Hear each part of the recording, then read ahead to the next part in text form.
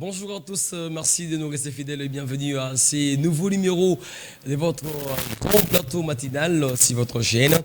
Nous sommes de cœur et heureux de vous retrouver afin de passer ces moments ensemble. Merci à la grande équipe qui me tient compagnie ce matin, celle qui est chapeautée par Omega Bazola, qui tient les commandes à la machine, à la régie bien sûr, lui qui assure la maintenance. Omega Bazola, on l'appelle souvent Luka Modric, 10 à match, lui qui fait que ces belles images arrivent sur la maison. Mais c'est également celui qui chapeaute la prise de vue, Gelor Kwata, qui est là en train de rassurer ses travail. En tout cas, Motena Bandeko Nyonso ya Changu, Bandeko Matete, Bandeko ya Lukunga. En tout cas, nous sommes de cœur avec vous et ce matin. C'est un plaisir pour nous, Yako Zabino et Belé, en train de nous suivre. Une matinale qui sera donc très ambiante parce que on va parler des bons sujets, une belle thématique qui va intéresser plus d'une personne.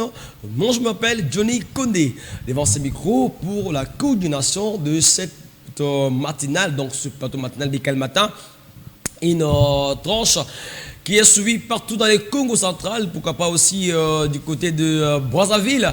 Nous sommes de cœur avec vous et c'est un grand plaisir de vous retrouver. En tout cas, les lots ko tombe labino à Boei Bolam na Malak labino. Alors essayez justement de nous écrire et appeler par le nom qui est affiché. Donc tout ça en direct au Kubenga Bisso pour ça point de vue nayo par rapport à la thématique Nabiso. Alors aujourd'hui, on va parler d'un sujet important qui concerne beaucoup plus les hommes de Dieu, les hommes d'église. Aujourd'hui, l'église Nambo Kanabiso est dans ma Kambwebele. Alors, on ne sait pas comprendre qui est qui fait quoi. Trop de divisions dans l'église. Alors, ce matin, on va en parler afin de trouver quelques solutions. Et à couper ça. Pasteur mais avant de passer à notre sujet d'aujourd'hui, on va prendre une rubrique, bien sûr. On va découvrir une personne. Il était pasteur, hein? Il s'agit donc de l'apôtre Alexandre Adini Abala. Donc on va un peu vous faire découvrir quelle a été donc sa vie sur terre. Et dans un moment à l'autre, Omega va nous balancer ces quelques photos avant donc de parler de lui et de passer à notre sujet. Parce que on n'a pas beaucoup de temps ce matin, mais du moins on va parler sur cette belle thématique. Mais avant tout, on passe à la rubrique qui va donc nous permettre de parler de cet homme que vous voyez là. Il s'appelle Adini Abala. Donc pour ceux-là qui ne le connaissent pas, ce matin, j'ai le plaisir de vous parler de Adini Abala. Pour ceux qui connaissent l'église Fepako Nzambe Malamu, donc Adini Abala est donc l'apôtre principal. Donc nous avons l'église de l'apôtre Alexandre Adini Abala. Comme ça, on va donc passer à sa découverte ou bien à vous donner quelques points importants de la vie de Adini Abala que vous voyez sur cette photo, bien ces images. Alors, il est né un certain 15 juillet 1927 au Kinshasa, dans l'actuelle province de l'Ituri. Il est un pasteur évangéliste pentecôtiste, premier représentant de la fraternité évangélique pentecôtiste en Afrique et au Congo, Fepako Nzambe Malamu. Il est surtout connu comme le père du réveil évangélique en République démocratique du Congo. Comme je l'ai dit ici, il est mort un certain 1er mai 1997. Donc il est mort à l'âge de 69 ans du côté de l'Afrique du Sud, comme j'ai parlé ainsi. Adini Abala est donc né à Ngimbi, dans la province, dans le territoire d'Ituri, le 15 bien sûr juillet 1927. Son père s'appelait Abala. Il était marié à 3 femmes, dont la mère d'Adini Abala, Odia, première de ces 3 femmes du père d'Adini Abala. 2 femmes de son père sont mortes brûlées avec leurs enfants. Sa mère n'arrivait pas à avoir d'enfants avant de le mettre au monde. À sa naissance, on lui donne le nom d'Aldini qui signifie Dieu créateur. Il commence ses études primaires à l'âge de 15 ans dans une école protestante de missionnaires de la communauté évangélique au centre d'Afrique, CK20. Cette église est une branche de l'église du Christ au Congo SCC. Il étudie donc d'extraits bibliques dont attire son attention Zelaya Kondima, traduit comme la voie de la foi. Un passage de Marc 16, 15 à 18 intéresse et les pousse à faire ses recherches auprès des autorités de son école pour obtenir de réponses. Ne recevant pas donc de réponses satisfaisante, il quitte son établissement et rentre dans son village et se détourne de la religion. À 18 ans, il obtient un travail auprès de Van Dolver, un sujet belge qui travaille à Kilomoto, au nord de la RDC bien sûr. Mais quand vient la Deuxième Guerre mondiale et que Van Dolver doit retourner en Belgique, Aldini Abala quittera le Congo après la guerre pour aller chercher un emploi en Ouganda, à Kampala, où il retrouve Van Dolmer qui travaillait à l'ambassade de Belgique et devient son chauffeur. Dans une campagne évangélique à Mombasa, dans le Kenya, une campagne évangélique de délivrance tenue par T.L. Osborne, on cite le récit du livre Marc 16, 15 à 18, et Aldini Abala quitte le 3 février 1957 à Kampala pour aller perturber la campagne accompagnée d'une femme aveugle pour voir si elle pourrait être guérie de sa de sa maladie et devenir guéri, bien sûr. Commence à voir. Après la guérison souhaitée, il convertit le même jour et est baptisé le 22 février 1957 par Osborne. Ainsi, cet événement marque le début de son ministère. Il a donc commencé son ministère à 30 ans. En 1957, il fait sa première prédication sur le rond-point Wilieri, à Kinshasa. Par la suite, il fonde l'église Fepako Nzambe Malamu. Dieu est bon en français à Kinshasa. Également, il faut le dire ainsi, dans la commune de Lingwala. Il prêche également l'évangile en RDC et dans divers pays du monde. Son ministère a duré 40 ans, dont 10 ans à l'extérieur du pays et 30 ans en République démocratique du Congo. Donc, c'était en quelques lignes la vie de l'apôtre Alexandre Aldini Abala, qui revient en image. Alors, le temps pour moi de penser ici à tous les fidèles de l'église Fepako Nzambe Malamu, parce qu'il y a beaucoup de personnes qui disent toujours nous sommes enfants, mais est-ce que vous connaissez l'histoire d'Aldini Abala? Alors, ce matin, c'était pour moi un plaisir de vous faire découvrir, donc déjà ce matin, notre cher Aldini Abala qui est mort, mais Aldini Abala est mort. Il y a un problème sérieux parce que après la mort de Aldini Abala, l'église Fepako a connu beaucoup de problèmes. Je pense que ceux qui connaissent cette église savent de quoi je parle. Parce que Aldini Abala est décédé et c'est son fils Pefa Claude qui l'a remplacé. Après, Pefa est mort, n'a pas traîné, n'a pas fait beaucoup de temps, trop jeune. Je crois entre 35 ans, il est mort comme ça. Et lorsque Pefa est revenu pour juger l'église, après lui, c'est sa mère, maman Envigo Ewada Hélène. C'est là qu'il a commencé à diriger l'église, personnellement également. Mais elle est décédée il n'y a pas longtemps. Ici, bien sûr, elle est morte. Et lorsque maman Envigo a pris l'église, l'église a connu un moment très difficile parce qu'il y a eu beaucoup de départs. Deux pasteurs sont partis. J'ai cité quelques pasteurs que je connais, les pasteurs Otto Mikwe qui est parti, Daniel Damboma qui est parti. Donc, après la mort d'Aldini Abala, son fils arrive, moi dans Zongi, m'en vu quoi mais il s'est fait que la dame aussi a Kambabiante, tout ça, bilinga boulou dans l'église. Elle est partie, elle est morte. Et à sa mort, MTBR. Donc, tant que moi, si Aldini Abala qui trône, il y a l'église. Après, lui voit, il y a moins dans la fois. C'est encore son fils qui est revenu aussi. Et lui s'appelle Erego Aldini. je pense que Bandeko a fait pas comme la nanga des fois, la nanga na bango. Et Rego a dit ndende mudazo kamba église fait pas ko sikoyo.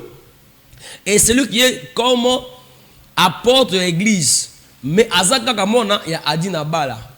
Donc vous comprenez que adina bala kufi, moi na zongi, moi na kufi maman zongi, maman kufi, moi na pe azongi.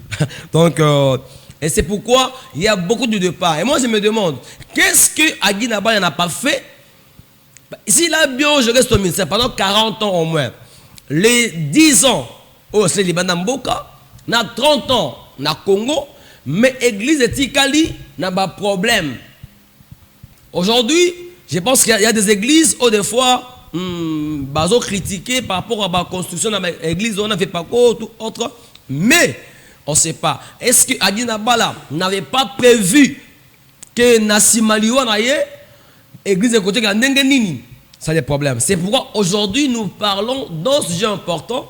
Nous parlons sur un thème intitulé Église en RDC, causes et conséquences des divisions.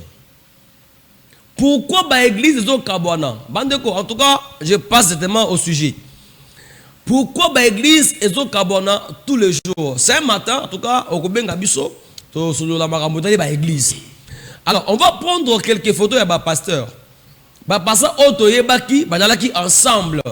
Mais les lots, pasteur Wana, basso ensemble. Alors que le pasteur nous presse l'unité. Awa, et ça apporte le Paul Moutombo, vous avez une image. Il est là avec son fils, le pasteur Didier Maemba. Donc, ils étaient ensemble depuis un temps. Et puis, au moins plus de 30 ans, où le pasteur Didier Alobi, il était au pied de son père, l'apôtre Paul Moutombo, où il y a 8e, où il y a ministère Amen. Il était parmi Basunga Kito, travailler Makasi, na côté média. Il y a Moutombo. Mais Lelo, Bakabwani. Baradon, ils ont belé. Maintenant, pourquoi? Cause. Il y a des divisions. Et puis, Nassimawana. Lelo, c'est comme une comédie. On dit non, RDC est un pays producteur. Il y a une église. Mais comment on a beaucoup de... C'est parce qu'il y a des divisions.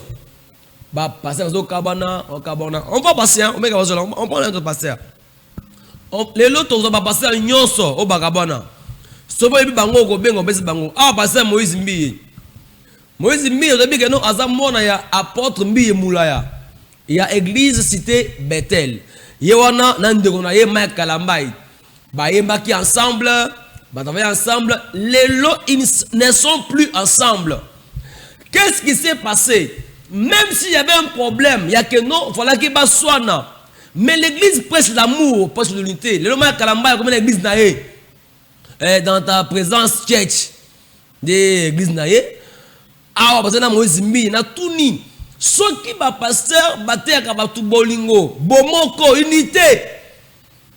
Pourquoi le pasteur se divise toujours? Ah, Moïse Mbi, na Kalamba, quelle leçon? Bapesi na peuple congolais, bapesi na ba Nzambe. Donc, tout kabona, quand il y a un problème, tout kabona, tout vous savez. Or, en français, on dit souvent, le linge sale, c'est lave en famille. Mais pourquoi va passer bako kate ko va de sa kimia entre bango moko? On va demander au pasteur. Oui, on va passer au bazo kabona. Bonjour à Tokei. Oh, évangéliste et Prafas Ikombi. Il était proche. Il y a Moïse Mbi. Ils ont travaillé ensemble pendant beaucoup de temps. Même dans Zembo Moko et Bilaka. Je crois dans Zembo Wana. El Kolo Zambe ya réserve le Wabongo. Moutabana Koyemba Zembe ya Moïse Mbi. Ayoko Longwa. À ça l'église naïe, ça a limité, on entend à côté, ça a limité. Donc une église, où le outil, na division, il y a pas ça, Moïse Mbi, na évangéliste et Prafas Ikombi, Bakabwani. Je ne suis pas contre eux, mais ce qui me fait mal, c'est que Kokabwana na bango, même si c'est un problème, si on a beaucoup d'églises, c'est parce que le pasteur aussi, bazo kokate ko to samakambo balobaka. Mais bandeko bobenga biso. On prend notre pasteur. C'est l'autre pasteur que des fois bandeko na biso babauta côté ya Kasai ba yibi bango. C'est parti, Bazola. On va prendre notre pasteur. Pour comprendre pourquoi, voilà. Oza pasteur Clément Kamouleta Moussakaï. C'est un pasteur, il y a Bethel. Azali, directeur de district, il y a Bethel. Au pasteur, Chidibi Chomba, père son âme, au Akoufa qui déjà. Mais, il y a Liboso Kamouleta. Voilà. Celui-ci, à la directeur de district, il y a Kassa Oriental, tout le Moujumaï. Mais, na o Alandi, pasteur Chidibi Chomba, père son âme, bakabonaki parce que il y avait des problèmes pour gérer l'église. Après il y a je crois un pasteur comme on a bossani, mais je crois Ekoya soki biloko yé Ekoya. Donc bakabona pona makambuana nasima bakaboni après quelques années ça l'église la rosée du ciel basali bongo après la rosée passer à Koufi, mais au à traîner dans l'église, Ati Kali, mais bah, il y a na pasteur, mon prophète Kongolo, je crois, il s'appelle Kongolo, Bakabani, parce que tant que papa y a Moïse Mie, Ati Kali Moïse Mie, église, Bango, bah c'est pas là que Moïse Mie, à son église de Bakabana qui n'a pasteur Kongolo, prophète Bassin Kongolo, Bakabana qui n'a pasteur Oyo, parce que mais j'ai entendu que Bayokani, Mikolo, ça fait quelques mois, Bayokani, c'est pas sûr qu'il y a solo, mais tu l'as dit bien. Pour pas passer, ça trop. Bayokani, mais na molimo, Bayokana raté. Un problème sérieux. Donc, on va un peu parler de ça ce matin, par rapport à tous ces hommes de Dieu qui ne parviennent pas à maintenir leur rôle, d'unir, de mettre l'église en unité. Ça fait très mal. Très mal. Alors ce matin, au Bengabiso, tout cela a été cause n'a pas conséquence à la division. Alors au Bengabiso, ça, point de vue, on peut prendre le sujet devant les petits écrans. Ce matin, je vais recevoir un frère, et il est au serviteur de Dieu. Je pense qu'il a entendu notre sujet et il aura aussi beaucoup à dire. Il s'appelle Ogi Gloire. Ogi, bonjour. Bonjour, Ndeko John Konde. Bonjour, Nabalandi Nyonso. Santé Zabien Nangolo Nanzambe. Lunette, donc, tout le bas, donc, Mogeza bien. Ça va par la grâce de Dieu. Par la grâce de Dieu. Ah, bah, dans l'église, hein. Par la grâce de Dieu, kaka. Ah, ouais, non, pasteur, donc, on a un beaucoup la journaliste, hein. Bête biloko. Donc, nous avons. Bête papa. Alors, on dit qu'Ogi, tout comprendre que dans beaucoup Nabiso, nous avons beaucoup d'églises. Mais, l'église Nabiso est comme un kaka. Pour nous, nini est cause à la base, il y a division dans l'église. Dans le niveau pasteur, selon vous. Bon, merci pasteur. Pour la motuna na yo. Ok. Oyebi Bokabwani et bandi le lote oyebi. Et banda utakala. Mais nandenge banda ko salem. Nandenge zali ko salem alelo, c'est différent. Comment ça? Yakala. C'était la volonté de Dieu. Nzambe a imposé à l'obi bokabwana. Na lingi na sale loko moko. Akaboli biso. Akaboli. Après asali oya lingi. Mais oyo tozo mona lelo ndeko eza yangote. Bato bazali ko bebisa église ya bato nzambe. Bongo siku soki et bandakala. Pourquoi ba pasteur ba kokite kolande la makambundenge et komama. Par exemple, tout le monde a la Bible, pour na bato batanga Bible magas to ba omega bazola ba gelo quoi batanga Bible fort. Biso o tanga Bible mandam. Mon histoire il y a Abraham abimaki na Lot, je crois. Pour la bino ba chrétien bon nga besem so ego ki manga. Donc abimina Lot ba kei na nzela quand on le bizamba ayebisi avant bakabwana. Mais pourquoi ba passer ba kokite kolanda nzela wana? Ya que non base la devant nzamba lo bakano makabana. Et puis est-ce que ba pasteur pour nous kabana faut katango likamboza? Mais yangone na uto yebisa yo que nakala e bandi le loté. Ça date de longtemps. Alors nandenge bango ba komo sala makambu mikolo yo donc yango izole kele biso. Le problème c'est quoi? Oyebi l'autre avant bakabwana nzambe nde muto impozaki bango bakabwana. Mais oyo tozali komona lelo eza yango te ndeko. Nyonso aneza bazoyela nde intérêt privé na bango, intérêt physique, intérêt charnel, intérêt spirituel eza wana te. Yango moni bazali eza mbongo. Entre autres avantage moko boye.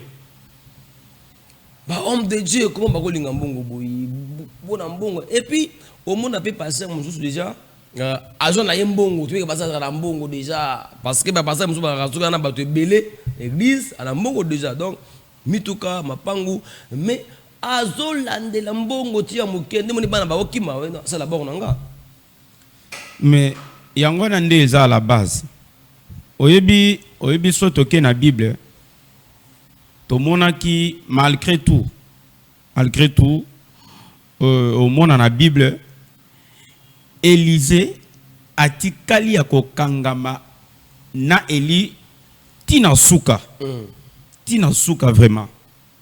Mais il a pas si pourquoi pas alors avoir cet esprit là où ils allaient na katia Élisée.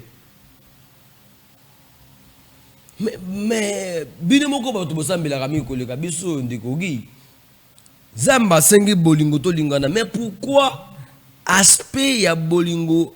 Et puis, est-ce que ba pasteur s'il vous plaît bandeko bozo ka bonaka soki pasteur au monde honnête pasteur o abimi côté ya liberté toujours ba makambo ndenge ezali omeka bazo la photo ya pasteur Didier Mayemba oyo bazana apôtre Léopold Mutombo parce que abandi église nae voilà yewana abandonné l'église a bien comme dango écriture alpha abimi na ministère amen à coach na écriture alpha alobi après au moins plus de 30 ans il y a service makolo papa na ya molimo au bozomona alobi nzamba ebisiye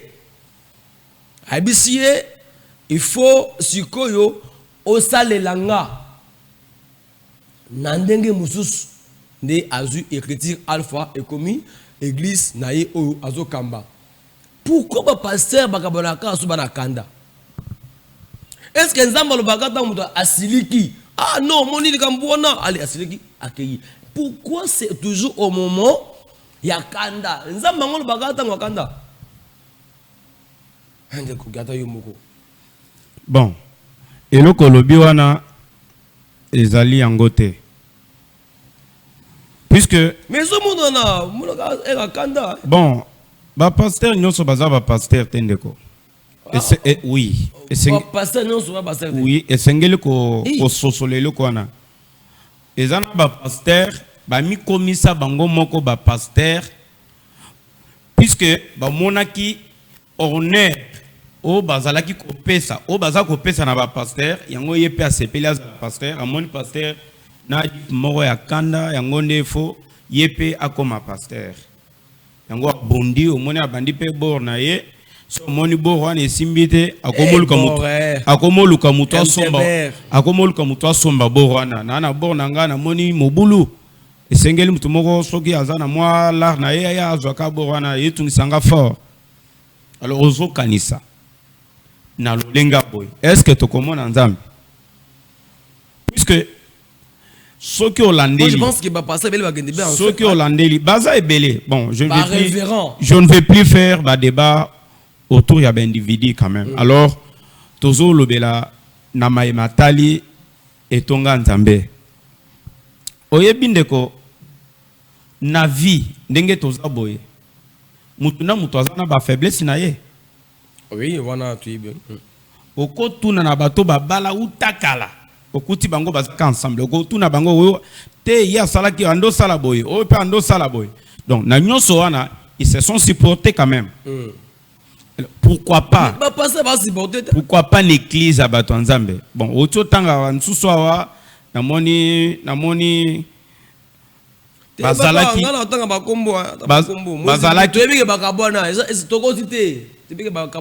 bien sûr bazalaki ba pasteur ba pire mais lelo au moins bazo solo laté ngana mitunaka na maeto salaka na oyibi marana minoko na biso est-ce que ezako refléter loko moko ezali ko lakisa bokliso na biso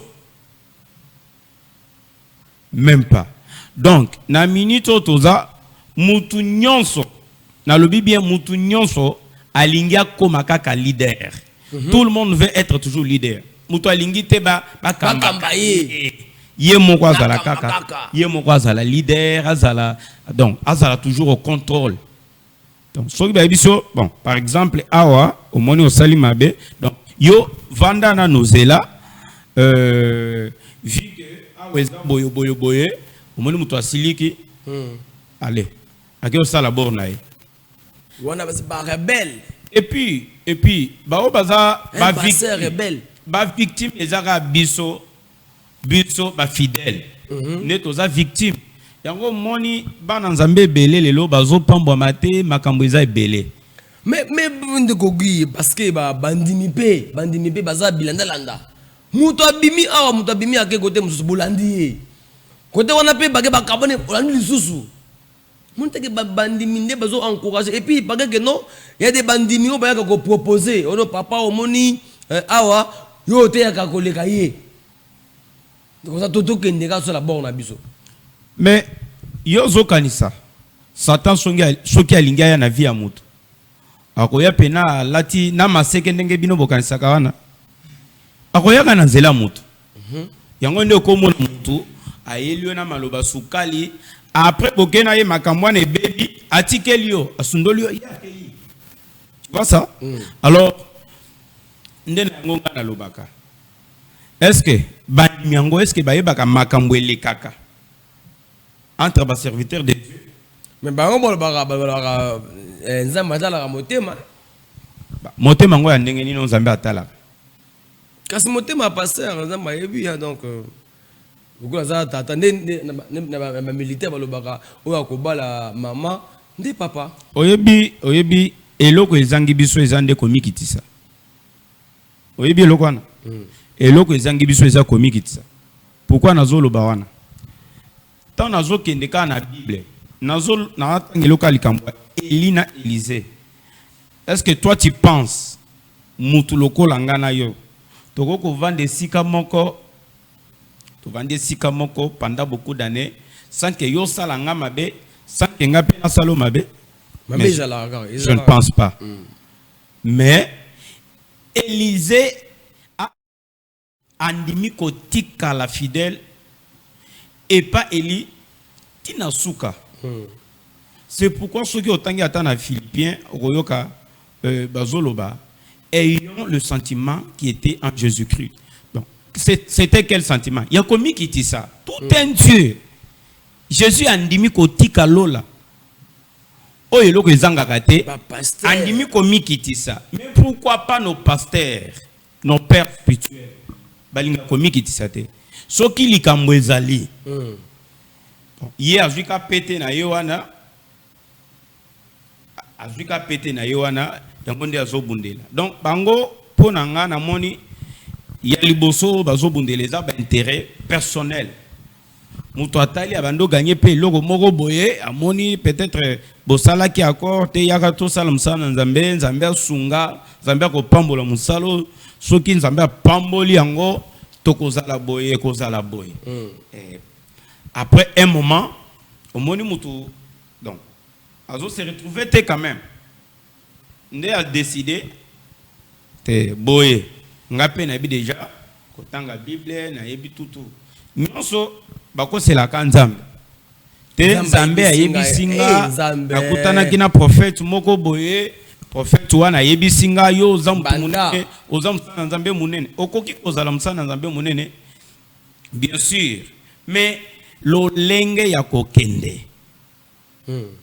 tomona ba pasteur msusu ba uta na ba communauté nso ya minene toujours na communauté wana afongoli église nso so yo nzambe a pesio message a pesio le tomo ozana le tomo a confirmer yo c'est bon okoko zalaka na communauté wana te pona nini c'est là que je dis eza pona ba intérêt bango moko ba yebi ba intérêt mais biso to yebite bango moko ba yebi ba intérêt baby bentero ezalaka kuna yango monaka alongwe awa ake kuna vous imaginez qui neza munene église bochoka bwana na lemba kaka na lemba na vike oyebike bandimi ebele bazalaka ba utaka lemba yango oke fongoli pe église kaka na lemba ekolo ba parti politique eza na idée nini yango makambo wana ekoti partout ata na politique donc au monde muto azala ki secrétaire ya parti donc abaluki habité au vision eza bien te photo ça la vision sika ake asali ya ep parti politique et longwe kuna ekoti ti l'église a bato nzambe non omoni ndenge na ocho ebisayo omoni division ebandi lelote. Et bien, Dieu avait ordonné ceci, Dieu avait ordonné cela. Bien sûr. Et mais bien sûr. Donc les pasteurs, yangonde na oto ebisayo. Omoni bisika mobeko ezali mabe peza. Bisika mobeko ezate mabez. Puisque ce qui otangi Amos chapitre 3 verset 3 ezolo baboy batumi bale bakoko tambola nzela moko so bayokanite. Donc il peut y avoir un accord boyokani moko bosalaki tokozala boy au moment où l'un de vous andimi ko sala nini ko comment je peux dire ko respecter auto s'accord boyokani na binote. Donc ça va créer toujours des problèmes. Donc na politique ba accord isa na nini ba accord na église pe ba accord isa mais bazo respecter en côté bandi ko tabi domoko. Où est-ce que l'église du Congo va? On aura combien d'églises dans ces pays à cause de la division, ba intérêt ya ba tout.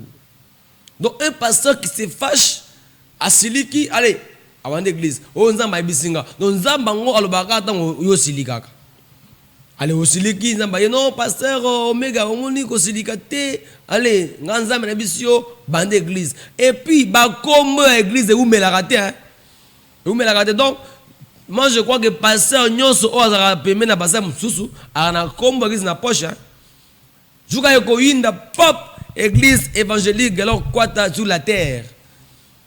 Le vocabulaire lelo lobby église évangélique omega bazola MTBR en cours alphabet style l'église bandeko bino bandimi bobenga nanu. Pourquoi vous suivez les gens toujours? Pasteur oh ebi que non il va suspendre pasteur na église pour un fait. Pasteur a yibaki mon église, pasteur a violaki, excusez-moi le terme, pasteur a partout, on le suspend. Mais à l'habité, le corps a un malamu, nabimi, a quelque chose à la borne, yo monzimi, Hollandie. Hollandi pasteur, pasteur Moïbi. Pourquoi vous encouragez ces genres de choses, bien-aimés? On va bien aimé dans le Seigneur, n'est pas le bar à l'église. Il va omega bâtir à l'église, bien aimé, alléluia. Comment? Aïe, aïe, aïe, aïe. On va voir les amis qui signent leur présence. Ce qu'on bengi biso bengi au point parce que où est-ce que la division aujourd'hui ma biso? Il y a trop de divisions. L'église au carbone chaque jour. Ça tout ça fait mal. Merci non maman Rachel. Maman Rachel Bamoutesha qui nous suit. Et à lui papa lobela bango papa sœur balekisi yango nga na komi ko vanda na ndako. Ah. Ndeko gi omoni soko balingi kovanda na banda quoi. Omoni likambongo côté na bando kendende kuna. Bando kendende kuna. Ba conséquence ya. Oyebi na chaque division oyezo salim. Ezana ba am. Oyezo bunga. Muto atali boya bitin. Nga na moni makambo nzambe eza sukuna te. Abi a se décidé. A joué un engagement ya kovanda kana ndako. Te nga mambo ba église na bayango déjà puisque oto mona kuna na bando ebisa biso eza yango te. Pona nini te. Pona nini te. Kokabwana na ndenga bien. Na ndenga bien c'est quoi? Cause la tango nzambe soki nzambe andimi. Eza na ba pasteur, o bandima kozala ba pasteur associé. Yo moko taliye boy. Azak mutoyo. Azana makoki. A côté les mapé a sangisi bato. A côté il s'appelle église. Vu que tango nzambe et yena nuté et sonné na nuté. Mutona moya kende ezate atali boy akokende ndenge nini nzambe apesi na nu commission te akokende ndenge nini mais autre zo mona lelo eza yango te quand même eza yango te ndoko mona mutunsusu a décidé te nga makambo église akokende te. Alors pona nga nazo bisa bato il faut faire beaucoup d'attention pona nini bato nyonso bozo mona o ba tambola na Bible. Cela ne veut pas dire qu'il y a un Zambé. Est-ce que yo so mona papa aboti mona nae abondisa mona nae mais papa be bazalia o mona papa mususu boye asamba lobi mon fils je prie pour toi je veux que Dieu t'élève plus que moi. C'était mon père. Mais non, mon suko nzamba élevé suko mona le kolekaye abani problème na mona wana. Bon, là, je peux dire que eza une élévation, puisque élévation il y a rapena makambo ebele. Élévation il y a rapena makambo ebele. Un bon père, tata ya malam, tata ya solo, akoki ko bundisa mwana na yete. Il y a que amoni mwana na ye azo sala bien, apekisi mwana, abeti mwana, agangeli mwana te. Soki omoni mwana komo sala mwana azo sala malam, papa azo gangela ye, wana ekomi makambo mususu.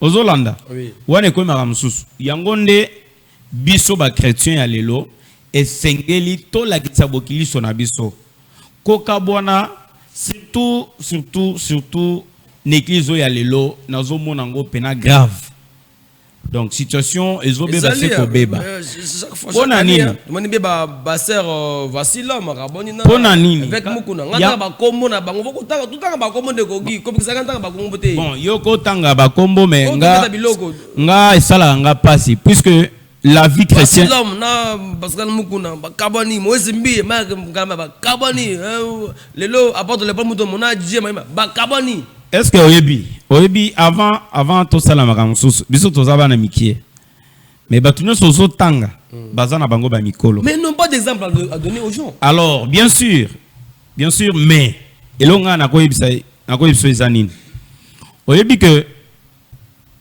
biso nde toza victime oyebi que biso nde toza victime na nyonso wana parce que génération na biso nde za victime. Toko la bien enseigné te. Moutounyo so côté ya selon ba raison na ye. Akolukelango na ba verset biblique abakisi. Et puis azo interpréter verset wana na ndenge ye azo sala ila. Na ndenge azo sala makamu na ndenge azo monela. Azo senga ata molimo santo e sunga yete. Ya mon que non ngana yebi déjà ko simba bible na bi ko tanga bible esili. Pona ye esili. Alors c'est pourquoi nga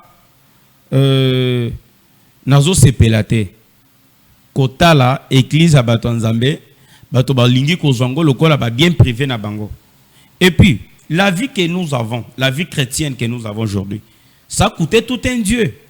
Jésus andima komi pesa asopa makila na ye pour na vie otozanango. Alors yo ye pour na bintérêt na yo ozo pan église abato nzambe ozo bebisa musala bato nzambe ezana ba am susu ezo kwea ezo bunga libela Alors, vous vous imaginez, batu loko la bato zotanga. Bazana ba mituka, bazana banda kwa bien. Babonga déjà la alors, ebele bana bango bazala pe awate na Congo. Ah, bazana po na poto. Ah. Congo baza déjà bakenda déjà. Alors, nous les chrétiens. Et puis au coup d'un pasteur, un pasteur avec au moins exemple, avec au moins 1000 personnes l'église. Mais batona ba souffraka. Le pasteur ba souffraka batouté. Donc au coup des pasteurs dans la mutuka, na mapangu, mais mondimi ya église. Aza ngata $100 ya ata musala. Mais kaka oh nzama ko pambola yo. Pesa. Donc muto oteka mai, mais après ça dîme na pasteur, après ça offrande l'église, mais en aucune fois église et sunga mutuana. Ende kogi. Oyebi biso tomona makambo ebele. Biso to tambola moi mingi tomona makambo ebele. Yo so mona prophète azana mbongo. Après ce prophétie Nzambe alakisi ye. Alobi teke na alobi bien molimo na Nzambe. Atangi Nzambe. Na moni ozane lokote ozolela olela. Voilà. Fukamana sambelela yo. Asambeleli o Nzambe alakisi ya na eza ya molimo. Asambeli ndeko doni simako sambela ata transport aux huit avec ende ezama kam na robite ke ezama ba prophète nyo so basala ezana ba prophète ezana ba pasteur basala biloko na zoloba ngamoko na yebi do oyebo ya sambeli yo na moni asambeli kaka eza boye ozala moment ya pasi ya bokauki ozolela mais Nzambe alobi kangama na ye ya kosunga yo mais kosunga yo pe au travers yo prophète mais au moni muto na zongi.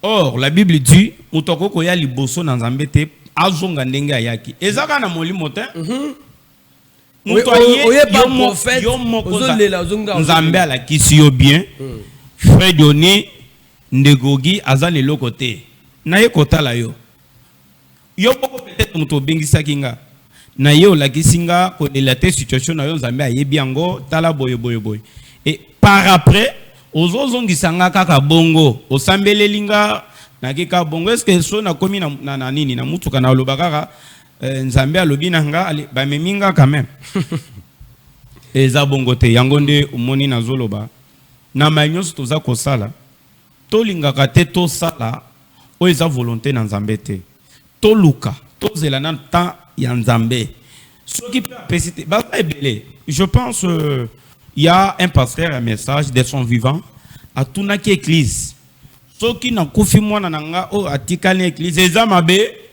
baso balobaki oui eza mabe baso balobaki eza mabe te mais to moni non ezali je crois ça pasteur Bahuti bon wana yo muto lobi nga na tangika pasteur moko a message Bahuti bon c'est une chose eza normal eza que doko c'est la bango te to moni ya kufa ki batekeli mwana atango atiki mwana ba musu ba sebelaki te ba longo na église nde makambo na lobaki que batumi bale bakoko tambola nzela moko te sans que ba yokana ndenge to solola na to yokani poto solola quand même alors comment to ko tambola nzela moko to zo yokana te alors pona nga na monaki ezalaki utile ya ko bima na église wana tango kaka pasteur lobi ke soki na kufi voilà soki na za témoin na nga atikali na église eza mabe yo moni kete soki afuma na ye atika na église eza mabe o se manifester mbala moko bimi pourquoi kozela tango kufi au moni makamalo bake esalemi nde tuko obimi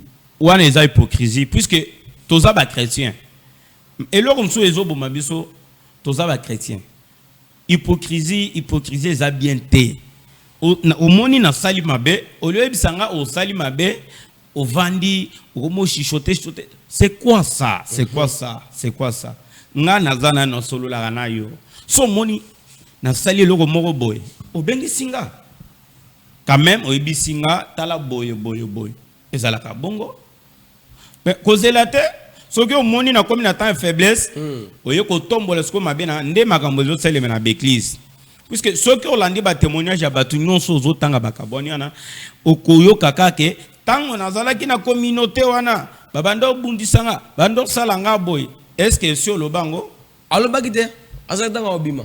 Alors eloko eza la base ya liboso eza ba intérêt kaka et puis eza na bato balingi komisala bango moko ba pasteur ye moko atali boya bitenga na église moko bimina na lemba pasteur na neza omega bazola ba pasteur nga Johnny akoki kozala pasteur na ngate nga pesa omega Jean-Luc akoki kozala pasteur na ngate vu que oyebi peut-être passé na ye oyebi présent na ye otuni ata nzambe te okomo douter na ye tolongwe wana okomona mutu babando pese transport na église ba pese transporté et comme si j'ai ya bokabwani ngana kolongo epa na nga musika bongo na ye ba pese nga mongo carburant te pona ni et puis de google eloko lobi wana oyebi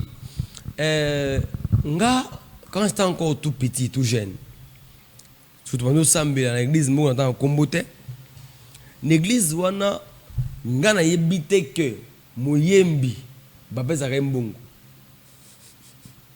donc nga na yebi que non un chantre je viens chanter d'ailleurs c'est moi qui donne l'argent au pasteur bon l'habitude sur baba époque de changer mais les lots un serviteur en église un chantre en église ce que PC transporté à l'église nous avons des musiciens qui mais c'est que j'aime que Ogi quand même à l'église mais transport quelle leçon ont-ils donné et puis les lots si on chante on a monté l'église comme belé c'est parce que le même personne au Bayemara et comme belé bango a besoin d'encourager par pasteur alors nini bandi ni ba kosala pona mon ministre pour décourager et dire non au pasteur qui se divise pasteur ça fa bokabani wana bon oyebi question na yo biso toyebi makamususu bien sûr mutako kozala azana moins difficulté azana moyen te nayebi ser na biso moko place église eza na place ya vandaka eza moins distance non mon ayembaka non mon un jour aye église te meka ko benga yo te aboyo bisanga vérité tana landeli atindi mutu nde ayeko yebisanga azalaki na transporté ngapi nazalaki atana moyen ya kopesa transporté alors nde omoni aye église te donc ozomona quand même mais soki osala quand même accord ondima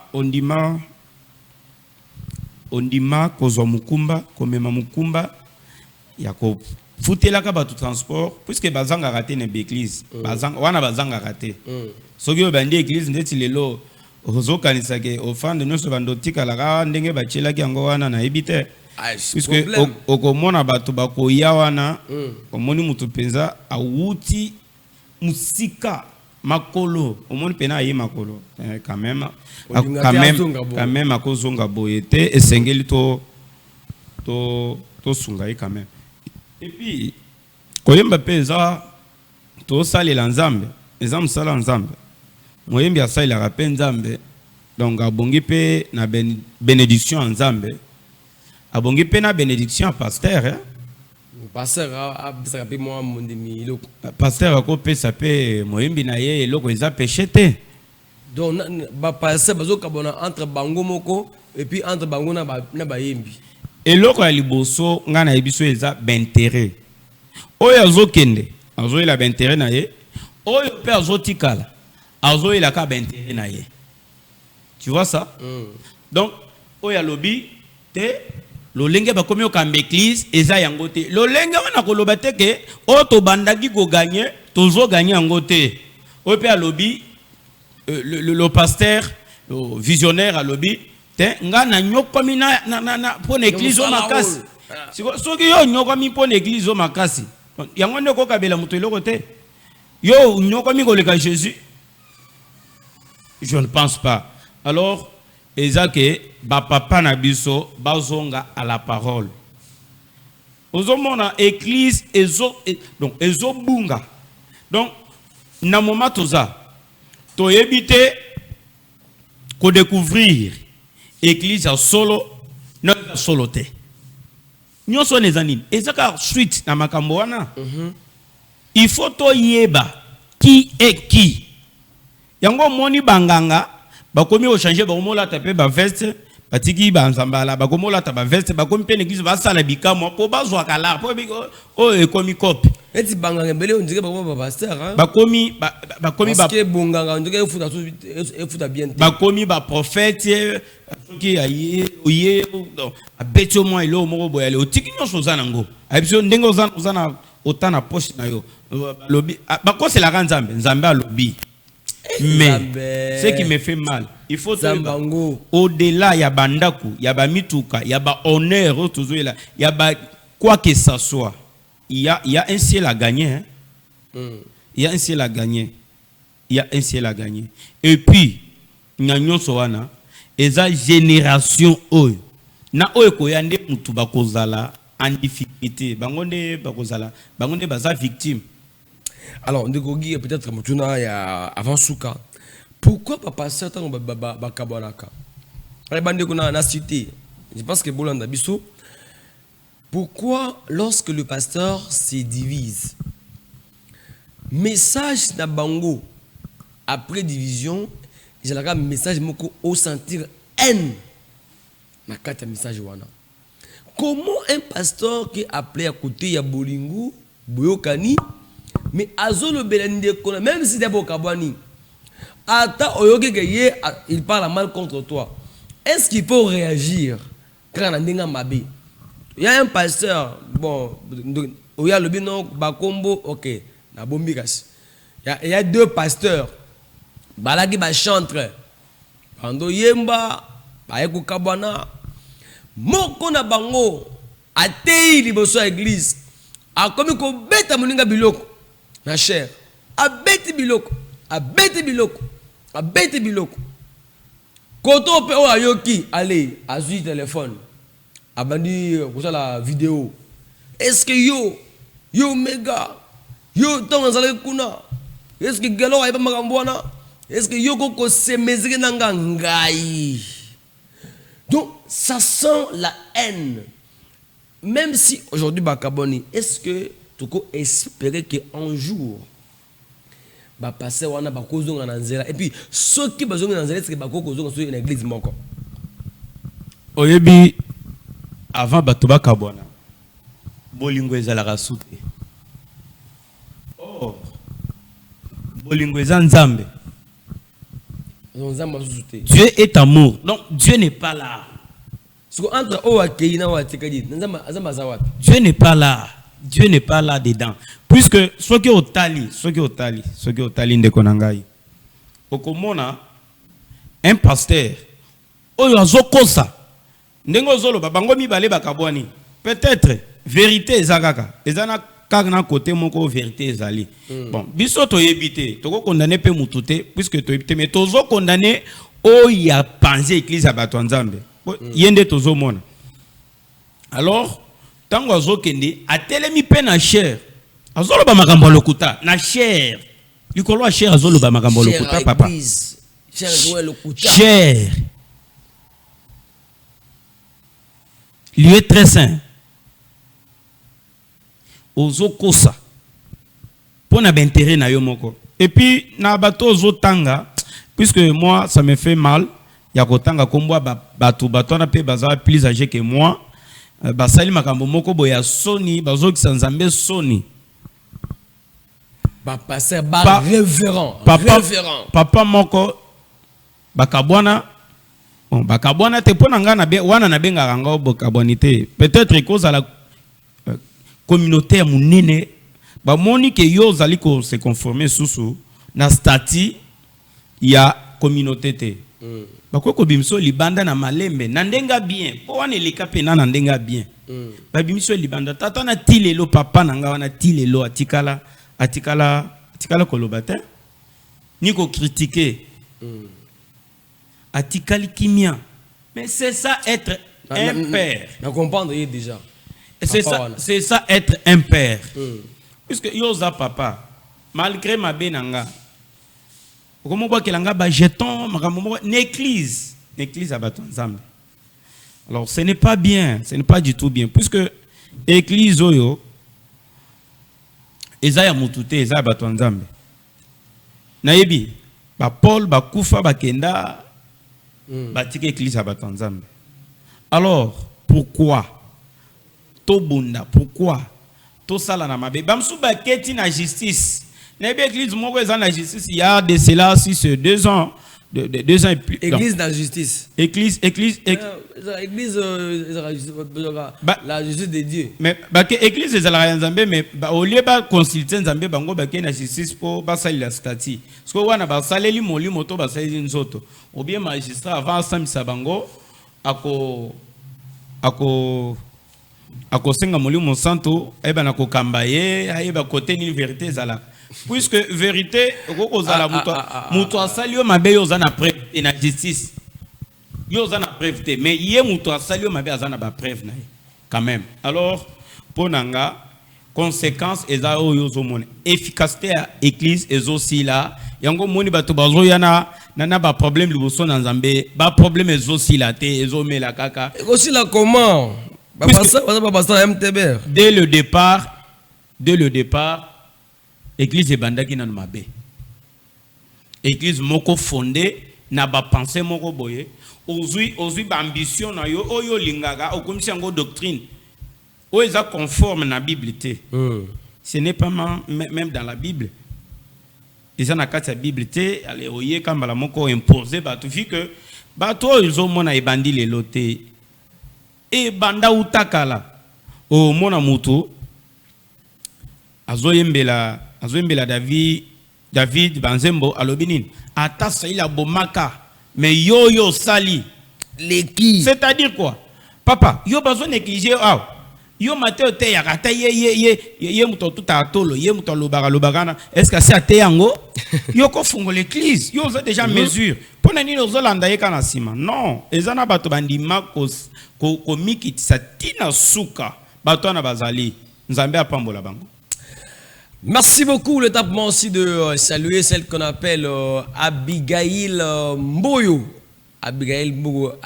Abiga, propriété ici à la chaîne. Merci également à tous les amis qui ont écrit de messages. Que je vais essayer de continuer. Abed Lota. Abed Lota depuis la commune de Matete à Lobi.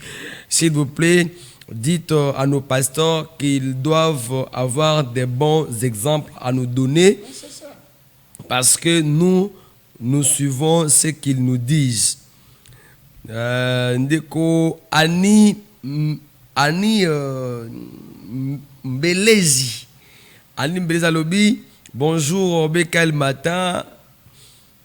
Le Lenge Makamboje le Kanaba Église Lelo Ezopesa.